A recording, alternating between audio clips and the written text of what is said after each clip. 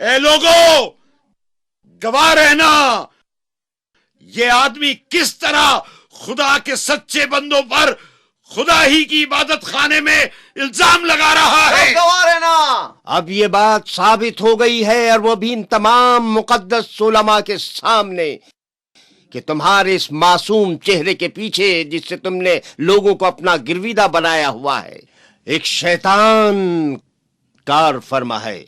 اور ہاں، اسی شیطان نے تمہیں اس قدر گستاخ کر دیا ہے کہ تم یہودی مذہب کی ان برگزیدہ ہستیوں اور ان عظیم مشائخ اور ان پاک و پاکیزہ علماء شریعت کی اور اس مقدس بزرگ کی توہین کر رہے ہو جو دین خدا کا پاک باز محافظ ہے۔ اے یہودی علماء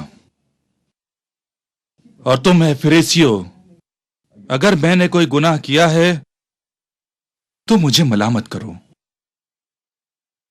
کرو لیکن بھائیوں کی طرح، تاکہ خدا تمہیں اپنا دوست بنائے، اور اس طرح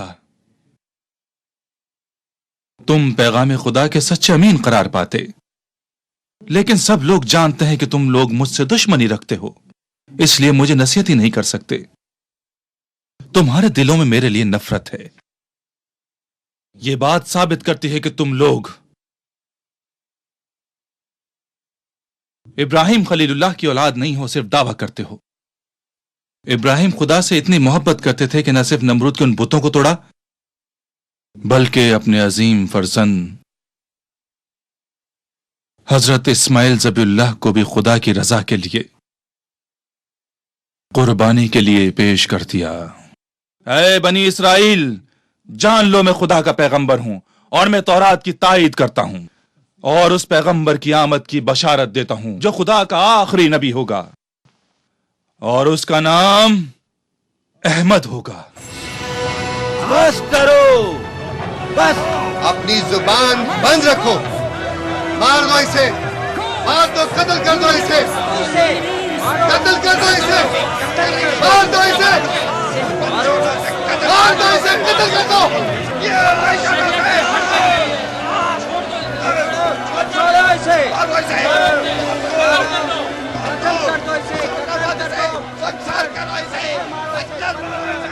یہودی علماء کی شیطانی سازش کی وجہ سے عبادت گاہ میں موجود لوگ حضرت عیسیٰ علیہ السلام کے خلاف مشتعل ہو گئے۔ ہر شخص پتھر ہاتھ میں لے کر آگے بڑھ رہا تھا، لیکن حضرت عیسیٰ علیہ السلام اچانک ان کی نظروں سے غائب ہو گئے اور مسجد سے باہر اپنے حواریوں کے ساتھ بحفاظت نکل گئے۔ دوسری طرف کینہ پرور یہودی پیشواؤں کی اشتعال انگیزی کی وجہ سے بہت سارے لوگ ہنگامے کا شکار ہو کر قتل ہو گئے اور مسجد کا تقدس پامال ہو گیا۔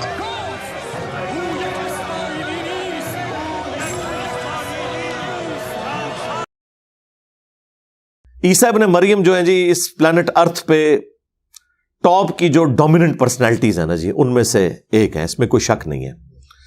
اتنی غیر معمولی پرسنالٹی ہے کہ اللہ تعالیٰ نے جس طرح کے معجزات عیسیٰ ابن مریم کو دیے کسی اور پیغمبر کو نہیں دیے، انکلوڈنگ اور پروفٹ صلی اللہ علیہ وآلہ وسلم۔ آپ صلی اللہ علیہ وآلہ وسلم کی جو اوور آل فضیلت تمام انبیاء کے اوپر وہ اسٹیبلش ہے، لیکن چند ایک خوبیاں ایسی ہیں جو اللہ تعالیٰ نے مختلف پیغمبروں میں بانٹ دی ہیں۔ مثلا موسیٰ علیہ السلام کو اللہ تعالیٰ نے وہ خوبی دی جو اور کسی پیغمبر کو نہیں دی، کہ اس پلانٹ ارتھ پہ ایک ہی شخص ہے جس سے اللہ نے کلام کیا ہے، وَكَلَّمَ اللَّهُ مُوسَىٰ تَكْلِيمًا۔ باقی انبیاء کی طرف وہی آئی ہے۔ ہاں، شب معراج آسمانوں پہ ہمارے نبی کے ساتھ بھی ڈائریکٹ کلام ہوا ہے، لیکن اس دنیا پہ نہیں، شب معراج، وہ بھی آسمانوں پہ۔ موسیٰ علیہ السلام کو اللہ نے فضیلت دی۔ بخاری مسلم میں آیا ہے کہ قیامت والے دن سب لوگ ننگے اٹھائے جائیں گے، سب سے پہلے ابراہیم خلیل اللہ کو لباس پہنایا جائے گا۔ اب یہ وہ جزوی فضیلت ہے جو سیدنا ابراہیم علیہ السلام کو تمام انبیاء پہ حاصل ہے۔ حضرت آدم علیہ السلام کو بغیر ماں اور بغیر باپ کے اللہ تعالیٰ نے پیدا کیا. یہ فضیلت کسی پیغمبر کو بھی حاصل نہیں ہے. ہمارے نبی علیہ السلام کو صحیح مسلم میں آیا کہ اللہ تبارک و تعالیٰ نے جب شب معراج کے موقع پر انبیاء کرام کو جمع فرمایا یروشلم ایلیا میں بیت المقدس کے اندر، تو وہاں پر آپ نے امامت فرمائی انبیاء کرام علیہ السلام کی. یہ ایک اناؤنسمنٹ تھی اوور آل فضیلت کی، جو قرآن میں آیا تلک الرسل فضلنا بعضهم علی بعض. یہ اللہ کے رسول ہیں، بعض کو بعض پہ اللہ نے فضیلت دی ہے. یہ تفضیل بین الرسل یا عربی میں تفضیل بین الرسل، یہ عقیدہ عین ایمان ہے، اس میں کوئی کسی کو شک نہیں ہونا چاہیے. لیکن تفریق بین الرسل یہ کفر ہے، جو قرآن میں ہے لا نفرق بین احد منہم، ہم ان میں ایمان لانے میں کسی میں فرق نہیں کریں گے. ہمارے لیے عیسیٰ ابن مریم کو پیغمبر ماننا بھی اتنا ہی ضروری ہے جتنا کہ محمد رسول اللہ کو صلی اللہ علیہ وآلہ وسلم. وہ سورۃ النساء میں آیا کہ اگر کوئی شخص سٹارٹ میں پارہ نمبر 6 کے سٹارٹ میں سورۃ النساء میں کہ اللہ اور رسول میں بھی ایمان لانے میں فرق کرے یا رسولوں میں ایمان لانے میں فرق کر دے، وہ پکا کافر ہے. کہ ہم بعض پیغمبروں کو مانیں گے بعض کو نہیں مانیں گے، یا اللہ کو مانیں گے پیغمبروں کو نہیں مانیں گے، یا اپنے مرضی کے پیغمبروں کو مانیں گے باقیوں کو نہیں مانیں گے. جس طرح یہودیوں نے دیکھیں جیزس کرائسٹ کا انکار کر دیا اور کافر ہو گئے، حالانکہ پروفیسیز موجود تھیں ان کی کتابوں میں کہ ایک مسایہ آئیں گے.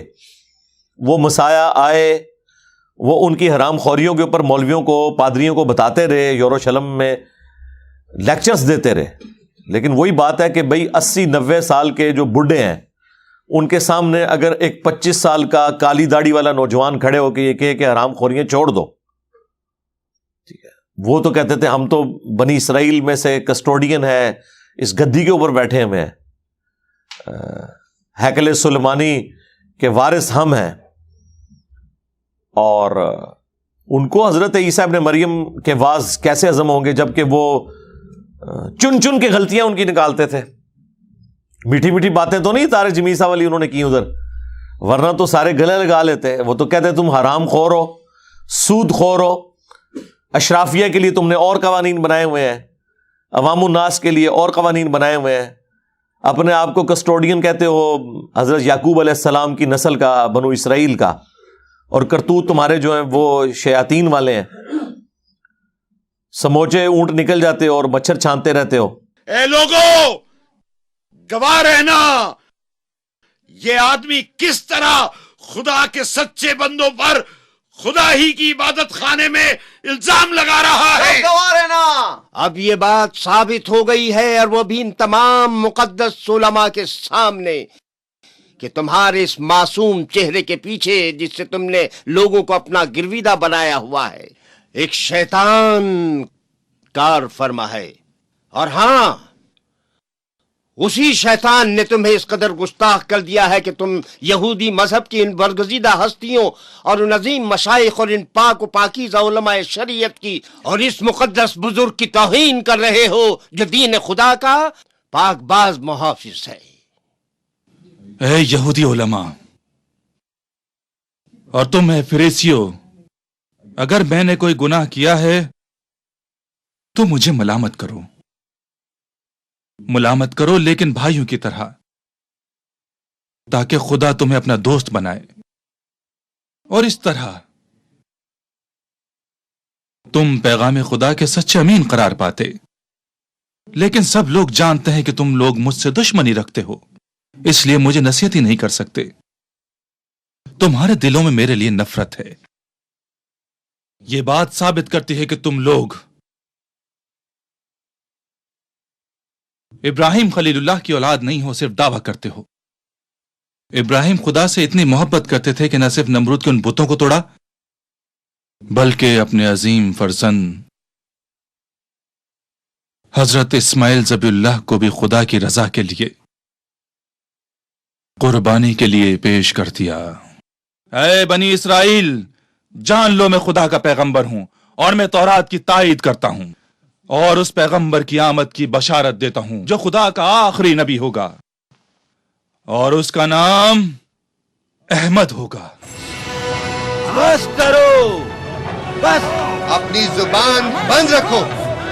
मार दो इसे, मार दो, कत्ल कर दो इसे, कत्ल कर दो इसे, मार दो इसे, मार दो इसे, कत्ल कर दो।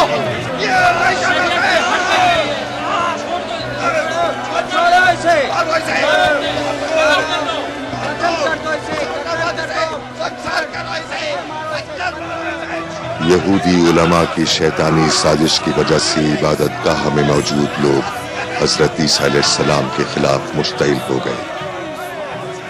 हर शख्स पत्थर हाथ में लेकर आगे बढ़ रहा था, लेकिन हजरत ईसा अलैहिस्सलाम अचानक उनकी नजरों से गायब हो गए और मस्जिद से बाहर अपने हवारियों के साथ बाहिफाजत निकल गए।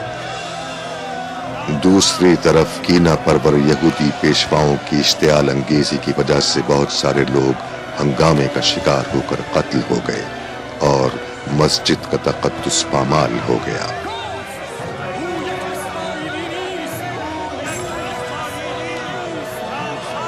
अब इस तरह की जो कड़वी कड़वी बातें हैं, इख्तलाफी मौज़ूआत जो हैं, ये कौन सुन सकता है? उन्होंने कहा जी इनको कत्ल करेंगे हम। कत्ल के फतवे जारी कर दिए। अल्लाह ताला ने मौज़ाना तौर पर ईसा इब्न मरियम को आसमानों पे उठा लिया। कुरान पाक में हज़रत ईसा इब्न मरियम अलैहिस्सलाम का नाम एटलीस्ट 25 दफ़ा आया है और आपका जो जिक्र खैर है वो तो बहुत ज़्यादा है। सबसे ज़्यादा तो हज़रत मूसा अलैहिस्सलाम का है, चूँकि उनके ज़िंदगी के वाक़यात बहुत ज़्यादा है ना, वो साहिब उम्मत नबी थे। हज़रत ईसा इब्न मरियम ने तो अपनी ज़िंदगी का थोड़ा हिस्सा ही गुजारा है और फिर अल्लाह ताला ने उन्हें आसमानों पे उठा लिया। हयात मसीह और नज़ूल मसीह अलैहिस्सलाम मेरी वीडियो देख लें, रिकॉर्डेड है, उसमें मैंने तफसील से गुफ्तगू इस हवाले से की है।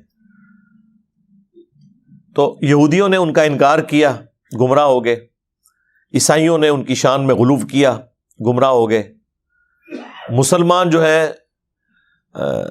हज़रत ईसा इब्न मरियम के बारे में वही अकीदा रखते हैं जो एक अकीदा अल्लाह ताला को तौहीद के एतबार से मतलूब है। इसीलिए देखें कि चूंकि सबसे बड़ा एक रिलीजन प्लेनेट अर्थ पे उस वक्त क्रिश्चियनिटी था जब नबी इस्लाम तशरीफ लेके आए। आज भी है लेकिन वो नाम निहाद ही रह गया। उस वक्त तो वाकई वो प्रैक्टिसिंग थे और फिर नबी इस्लाम के बाद भी कई सौ साल तक मुसलमानों की जंगें उनसे होती रही हैं। फिर सलीबी जंगों का सिलसिला शुरू हुआ। वो बुनियादी यानी मजहब थी। आज तो उस तरह ये लोग मजहबी नहीं रहे, सेकुलर हो चुके हैं और अक्सर ये तो एथियस्ट हो चुके हैं। लेकिन उस वक्त तो ये बहुत मजहबी लोग थे, इसलिए कुरान पाक में नबी इस्लाम को बाकायदा एजुकेट किया गया। सूरह आल इमरान का जो स्टार्ट है, आलमोस्ट 70-80 आयात जो हैं वो नबी इस्लाम को नजरान के जो पादरी थे उनके आने से पहले एजुकेट किया गया, क्योंकि उन्हें तो समझ आ गई थी कि ये कोई दावत खड़ी हुई है। तो वो वफ्द पूरा लेके आए थे ये कंफर्म करने के लिए कि ये वाकई अल्लाह के पैगंबर हैं या नहीं है। तो आप देख लें नबी इस्लाम ने सारे दलाइल रखे, उसके बावजूद वो जब बात नहीं माननी किसी ने तो टामक टोइयां करनी शुरू कर दी। आज भी आप देख लें मौलवियों के सामने आप आयात रखें, हदीस रखें, कोई नहीं बात मानते। ये एटीट्यूड वही है जो उलमा यहूद का, उलमा नसारा का था। चूंकि नबी इस्लाम को तो अल्लाह ने मनवाना था, तो फिर सूरह आल इमरान में 61 नंबर आयत नाजिल हुई कि नबी अब आखिरी हाल यह है कि इनके साथ मुबाहला किया जाएगा। और ये नबी नहीं करना होता है, ज़ाहिर है नबी को तो अल्लाह ने मनवाना है ना दुनिया पे। मेरा और आपका काम नहीं है कि हम जाके मोबाइल करें। यहाँ पे लोग मोबाइलों का एक दूसरे को चैलेंज करते रहते हैं। भाई हमने तो गिवन सर्कमस्टांसेस में जो पैगंबर की बात है वो सामने रखनी है। किसी को मोबाइल करने का शौक है, जाके हिंदुओं से मोबाइल करो, क्रिश्चियन से करो, उनसे तो कोई नहीं करता। मुसलमान एक दूसरे को चैलेंज दे रहे होते हैं कि जी मेरे साथ मोबाइल करो, अंदाजा करो।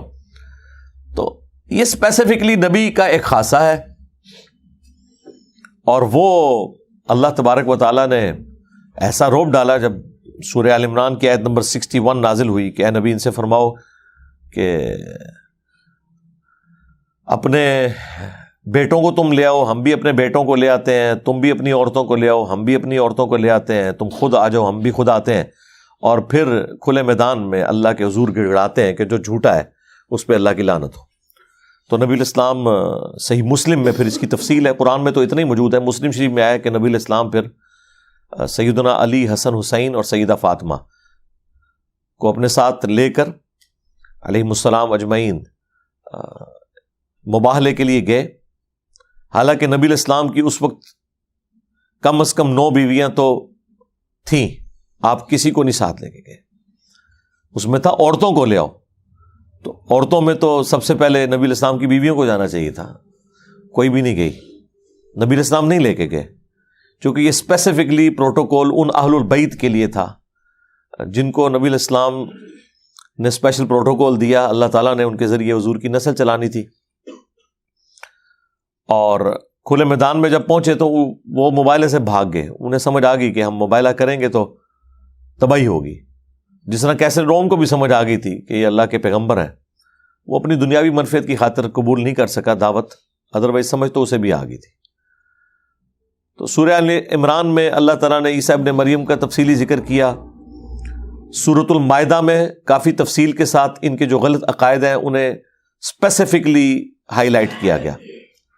اور سورۃ المائدہ آلموسٹ آپ سمجھ لیں وہ آخری سورت ہے جو اہل کتاب کے ساتھ ڈیل کرتی ہے. یہ فائنل ورڈکٹ تھا، اس لیے آپ اس میں جو الفاظ ہیں نا وہ تو پورا 1 گھنٹہ اور لگ جائے گا اگر میں کراس ریفرنسز دینے شروع کروں. جس طریقے سے اللہ تعالیٰ نے جیوز کو اور اسپیسیفکلی کرسچنس کو خطاب کیا ہے کہ رسولوں کے سلسلے کے بعد، یعنی ایک رک جانے کے بعد، ایک فطرت کے پیریڈ کے بعد جو یہ نبی الاسلام تشریف لے آئے ہیں، قد جاءکم من اللہ نور و کتاب مبین، بے شک تمہارے پاس اللہ تعالیٰ کی طرف سے ایک نور اور کتاب مبین آ گئی ہے. اور پھر ان کے عقائد کا رد جس طرح کیا، لقد کفر الذین قالوا ان اللہ هو المسیح ابن مریم، وہ کھلا کفر کر رہے ہیں جو کہہ رہے ہیں کہ اللہ ہی عیسیٰ ابن مریم ہے اور عیسیٰ ابن مریم ہی اللہ ہے، اور تم اللہ کا کیا بگاڑ لوگے اگر اللہ ارادہ کرے عیسیٰ کو، ان کی ماں کو اور جتنے زمین میں آباد ہیں انہیں ہلاک کر دے. اور پھر آگے چل کے سورۃ المائدہ ہی میں اللہ تعالیٰ نے فرمایا کہ لقد کفر الذین قالوا ان اللہ هو المسیح ابن مریم، وہ لوگ کھلا کفر کر رہے ہیں جو کہہ رہے ہیں کہ اللہ ہی عیسیٰ ابن مریم ہے. وقال المسیح، جبکہ مسیح تو خود کہا کرتے تھے یا بنی اسرائیل، اے اولاد یعقوب، اعبدوا اللہ ربی و ربکم، عبادت کرو اس رب کی جو میرا بھی رب ہے اور تمہارا بھی رب ہے. انہ من یشرک باللہ فقد حرم اللہ علیہ الجنہ ومأواہ النار وما للظالمین من انصار، بے شک جو کوئی اللہ کے ساتھ شرک کرے گا اللہ تعالیٰ نے ایسے شخص پہ جنت حرام کر دی ہے، اس کا ٹھکانہ دوزخ کی آگ ہے، وہاں اس کا کوئی مددگار نہیں ہوگا. پھر سورۃ المائدہ ہی میں آگے چل کے اللہ تعالیٰ نے فرمایا کہ عیسیٰ اور ان کی ماں دونوں کھانا کھانے کے محتاج تھے. ایسوں کو اپنا مشکل کشا مانے ہوئے ہو تم، جو نہ تمہارے نقصان کے مالک ہیں نہ نفع کے. اسی پہ میں نے تو بولا تھا نا کہ عیسیٰ ابن مریم کا اگر یہ سٹیٹس ہے اور ان کی والدہ جو اولیاء کی سردار ہیں سیدہ مریم سلام اللہ علیہا، اگر ان کا یہ سٹیٹس ہے تو تواڈے بابے تے شاہی کوئی نہیں. اور پھر آگے چل کے جو فائنل کنکلوژن پھر سورۃ المائدہ کی ہوتی ہے نا، وہ قیامت کے دن کا منظر ہے جس میں اللہ تعالیٰ عیسیٰ ابن مریم کو کھڑا کریں گے اور پوچھیں گے کہ کیا تو نے لوگوں سے کہا تھا کہ تجھے اور تیری ماں کو اللہ کے سوا معبود چن لیا جائے؟ وہ کہیں گے اللہ مجھے کب شایع تھا کہ میں وہ بات کروں جس کا میں اہل نہیں ہوں. میں نے تو ان سے وہی کہا تھا جو تو نے مجھے وہی کیا تھا کہ عبادت کرو اللہ کی جو تمہارا بھی رب ہے اور میرا بھی رب ہے. اور بالفرض اگر میں نے کوئی ایسی بات کی تھی تو اے اللہ وہ تو جانتا ہے، جو تیرے جی میں ہے وہ میں نہیں جانتا، جو میرے جی میں ہے وہ تو جانتا ہے. یعنی اگر میرے دل میں بھی کہیں کوئی ایسی لالچ تھی تو تیرے علم میں ہے. میں ان پر گواہ تھا جب تک ان میں موجود تھا، جب تو نے مجھے اٹھا لیا تو ہی ان پر گواہ تھا. اب یہ تیرے بندے ہیں، چاہے انہیں بخش دے چاہے ان کے ساتھ عذاب والا معاملہ فرمائے. تو اللہ تعالیٰ فرمائے گا آج کا وہ دن ہے جس دن سچوں کو ان کا عقیدہ ہی فائدہ دے گا. یعنی عیسیٰ ابن مریم تو اعلان برات کر دیں گے اپنے ماننے والوں سے جو اس حوالے سے ان کے بارے میں غلط عقائد کلیم کیے ہیں. پھر جو ان کا مرزانہ پیدائش کا ذکر ہے وہ سورہ آل عمران کے اندر ہے اور پھر سورہ مریم میں. بغیر باپ کے پیدا کیا اللہ تعالیٰ نے انہیں، اسی لیے سورۃ النساء میں اللہ تعالیٰ نے فرمایا یہ روح من، اللہ کی طرف سے خاص روح ہے. یعنی اللہ کی روح سے مراد اللہ کی پیدا کردہ مخلوق روح. اللہ تو خود روح سے پاک ہے نا، اللہ کی زندگی کی تو مثال ہی نہیں بیان کی جا سکتی. اور پھر سورہ الزخرف میں آیا کہ عیسیٰ ابن مریم قیامت کی خبر ہے. اور سورہ آل عمران میں ذکر آیا کہ اللہ تعالیٰ نے انہیں اوپر اٹھا لیا اور ان کے خلاف مکر کرنے والے لوگوں کو ذلیل و خوار کیا. واللہ خیر الماکرین، اللہ کی خفیہ تدبیر سب سے بہتر تھی. اور سورۃ النساء میں تو بڑی یعنی تفصیل کے ساتھ اس چیز کو ڈسکس کیا. وما قتلوہ وما صلبوہ ولکن شبہ لہم، نہ تو وہ قتل کیے گئے نہ صلیب دیے گئے بلکہ معاملہ مشتبہ ہو گیا، ایمبیگوس ہو گیا. اور پھر اللہ تعالیٰ نے فرمایا بلکہ اللہ نے انہیں اپنی طرف اٹھا لیا اور اہل کتاب میں سے کوئی نہیں بچے گا مگر یہ کہ وہ ان کی موت سے پہلے ان پر ایمان لے آئے گا. اور اس کے اندر آپ کا دنیا میں دوبارہ آنے کا ذکر بھی موجود ہے، کیونکہ اسی آیت کے کانٹیکسٹ میں بخاری مسلم میں حضرت ابو ہریرہ رضی اللہ تعالیٰ عنہ کی حدیث ہے کہ جب عیسیٰ ابن مریم دنیا میں دوبارہ آئیں گے تو سب لوگ ان پر ایمان لے آئیں گے. اور اس کا ذکر اس آیت میں پھر وہ حضرت ابو ہریرہ وہ آیت تلاوت کیا کرتے تھے. اس ٹاپک پہ میں تفصیلی، یہ غامدی صاحب نے جتنے چوہے چھوڑے ہیں نا، میں نے لاجیکل جواب ایک ایک بات کا دیا، ٹھیک ہے نا. ایک صرف اس طرح ہاتھ کر کے یا کوئی اپنا کوئی ایک نظریہ پیش کر کے نہیں بات ہوتی. بات وہ ہوگی جو ریٹن میں ہے موجود کہیں پہ. آپ نے اپنی خواہشات کا نام دین رکھنا ہے تو وہ تو میرے بھائی تمام مکاتب فکر نے اپنی خواہشات کا نام دین رکھا ہوا ہے. جو تصوف کے ماننے والے ہیں انہیں اس میں مزہ آتا ہے، جو بتوں کے پجاری ہیں ان کو اس میں مزہ آتا ہے. یہ دین تو ایک علم کی دنیا ہے. علم کی دنیا میں آپ قرآن، سنت، اجماع امت، یہ تین مین دلائل ہیں جس کو لے کے سارے معاملات کو لے کے چلتے ہیں. تو میں نے ایک ایک چیز کا جواب دیا ہے اس میں. اور پھر اللہ تعالیٰ نے سورۃ النساء میں جس طریقے سے جھنجھوڑا ہے نا، ان کا وہم نکالا ہے کرسچنز کا کہ عیسیٰ ابن مریم کبھی آر محسوس نہیں کریں گے اس بات سے کہ انہیں کوئی کہے کہ وہ اللہ کے بندے ہیں. یعنی پیغمبروں کا یہ فخر ہے کہ وہ اپنے آپ کو اللہ کا بندہ سمجھیں. یہاں تو عام مولوی نہیں ہے سننے کے لیے تیار. آج تک کسی مولوی کے ساتھ اشتہار پہ لکھا ہوا آپ نے پایا ہے اللہ کا بندہ مولانا فلاں؟ یہ لکھ کے بھی دیکھ لیں. وہ اتنی دمے سال لگواتے ہیں، شیخ الحدیث، استاذ العلماء، علماء کے بھی استاد. اور علماء کو کیا مدرسوں میں سکھاتے ہیں وہ ویڈیو لیکس میں پتہ چلتا رہتا ہے. یہ ان علماء کے استاد اللہ ماشاءاللہ اچھے لوگ بھی ہیں. اب مجھ سے نہیں آپ نے پوچھنا کون سے ہیں، میں کسی کی کوئی گارنٹی نہیں دیتا. تو اللہ تعالیٰ ہمارا کہ عیسیٰ ابن مریم اس بات سے آر محسوس نہیں کریں گے کہ انہیں اللہ کا بندہ کہا جائے، اور نہ کوئی مقرر فرشتہ. اور یہاں پہ اللہ نے اکتفا نہیں کیا سورہ نساء میں. پھر اللہ تعالیٰ نے فرمایا اگر کوئی اس بات سے آر محسوس کرے گا نا کہ وہ اللہ کا بندہ ہے، یعنی وہ کوئی اور ہی کچھ بننا چاہتا ہے، تو قیامت والے دن ہم ان کو پھر جمع کر لیں گے. اور جو لوگ بھی اگر اس قسم کے ہوں گے اللہ تعالیٰ فرماتا ہے ہم انہیں عذاب دیں گے. لیکن یہ سمجھانے کے لیے تھا، یہ نہیں تھا کہ پریکٹیکلی انبیاء کے کیس میں ایسا ہونا ہے. بیسیکلی انبیاء کو سینٹر کرتے ہوئے اللہ تعالیٰ باقی لوگوں تک میسج پہنچاتا ہے کہ تجھے تو شاہی کوئی نہیں. یہ بتانا چاہ رہا ہوتا ہے کہ اگر انبیاء کا یہ سٹیٹس ہے نا تو تجھے تو شاہی کوئی نہیں، تو اڑے بابے شاہی کوئی نہیں. اگر انبیاء کے لیے ہم یہ بات کر رہے ہیں. پھر سورہ المائدہ میں اور سورہ آل عمران کے اندر جو غیر معمولی معجزات عیسیٰ ابن مریم کے آئے ہیں، یعنی مردوں کو زندہ کر دینا اللہ کے اذن سے، اور جو اندھے تھے، کوڑی کے مریض تھے، ان کو شفا دے دینا اللہ کے اذن سے، اور پھر مٹی کی مورت وہ بناتے تھے اور اس میں پھونک مارتے تھے اور وہ اللہ کے اذن سے پرندہ بن جاتی تھی. یہ بڑے غیر معمولی معجزات ہیں. یہ کسی اور پیغمبر کے حق میں نہیں ہے جو عیسیٰ ابن مریم کو، کیونکہ اللہ تعالیٰ نے فرمایا کہ ہم سورہ مریم میں اور آل عمران میں کہ مریم کو پہلے بشارت دی تھی کہ ہم تجھے اور تیرے اس بچے کو جہان والوں کے لیے نشانی بنائیں گے. یعنی یہ اتنی ایکسٹراآرڈنری پرسنالٹی، پیدائش معجزانہ، دنیا سے اٹھایا جانا معجزانہ، اور معجزات تو بے شمار،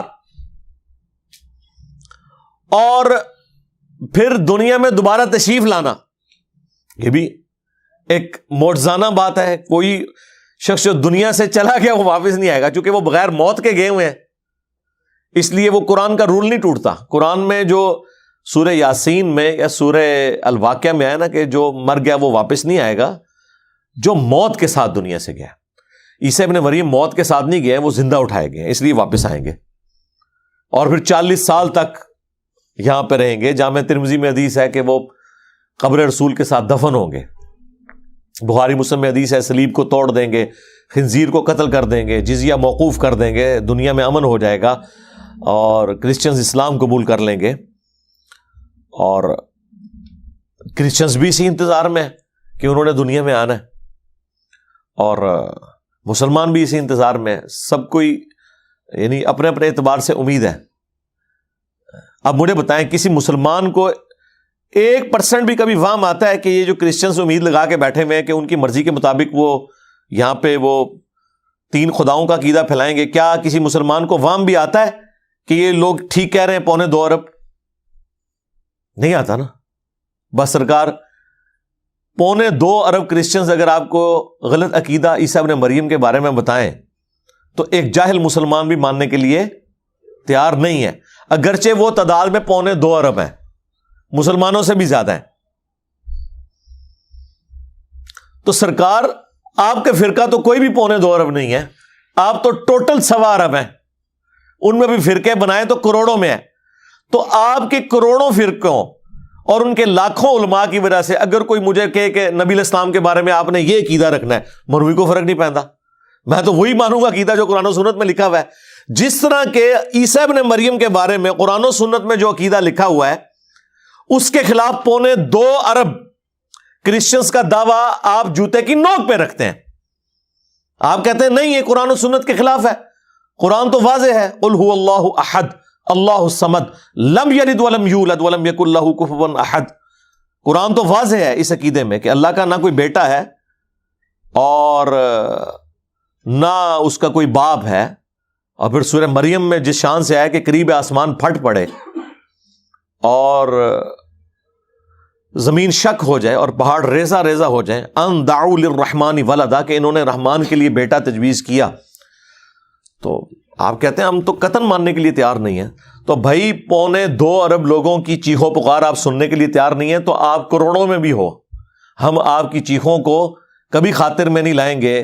رسول اللہ کے بارے میں کوئی ایسا عقیدہ رکھنے کے اعتبار سے جو نبی علیہ السلام کی تعلیم کردہ تعلیمات قرآن و سنت کی شکل میں جو ہمارے پاس موجود ہیں ان کے خلاف ہو، سمپل ہے۔ آلریڈی یہ بھی تو یہی کچھ کر رہے ہیں نا، سارے مسلمان یہی کر رہے ہیں۔ تو ان لوگوں کی دھونس جس طرح آپ پہ اثر نہیں کرتی، اس طرح آپ کے علماء کی دھونس بھی ہم پہ کوئی اثر نہیں کرتی۔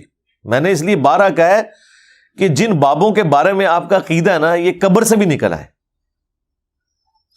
اور ہم سے کلام بھی کرنا شروع کر دیں، تب بھی ہم کہیں گے حق وہ ہے جو قرآن و سنت میں لکھا ہوا ہے۔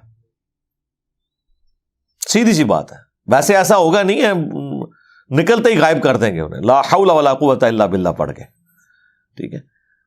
لیکن میں یہ سمجھانے کے لیے کہہ رہا ہوں کہ اگر ایسا ہو بھی جائے تو کوئی فرق نہیں پڑتا۔ یہی تو امتحان ہے آپ کے لیے کہ آپ نے قرآن و سنت کو ماننا ہے یا دجال کے فالوورز کی طرح آپ نے شعبدہ بازیوں سے امپریس ہونا ہے۔ وہ دجال کے پیچھے جتنے لگیں گے وہ شعبدہ بازیوں سے امپریس ہوں گے نا۔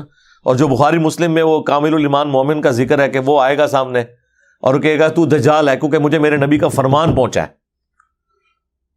وہ تو نہیں کہے گا منو حضور نے خواب ہی آ کے دسیا یا میں کشف کے ذریعے دیکھا ہے، فرمان کو لے کے چل رہا ہوگا، حدیث کو لے کے چل رہا ہوگا۔